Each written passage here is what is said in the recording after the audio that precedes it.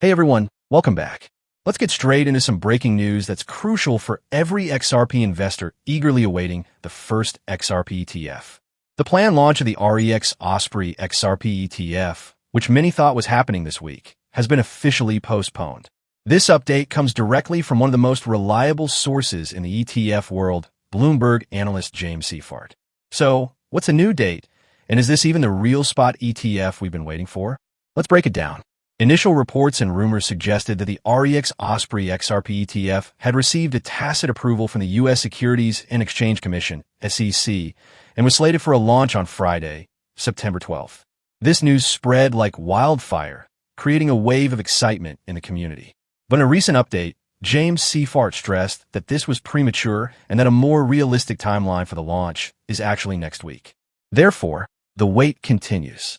Seyfart's colleague, fellow Bloomberg ETF expert Eric Balchunas, confirmed this delay in a separate post. Balchunas provided even more specifics, indicating that the launch is now likely to occur around the middle of next week, probably on Thursday, September 18th. Interestingly, Balchunas noted that this update is specifically for their Dogecoin ETF, $DOJ, which is expected to debut ahead of the XRP fund. This raises a new question. Will the XRP product be further delayed while the Doge ETF rolls out first? The original plan seems to be shifting.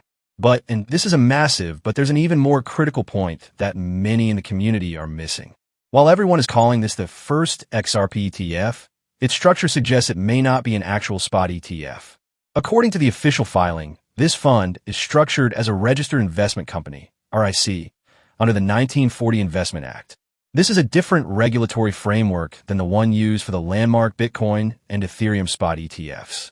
What does this mean in simple terms?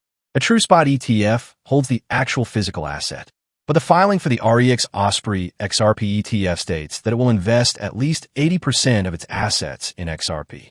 The remaining assets can be invested in a mix of other things like money market funds, XRP futures and swaps, U.S. treasuries, non-U.S. crypto ETFs, and other cash equivalents. Furthermore, no more than 25% of the assets will be directly channeled into a Cayman Islands subsidiary that holds the actual XRP.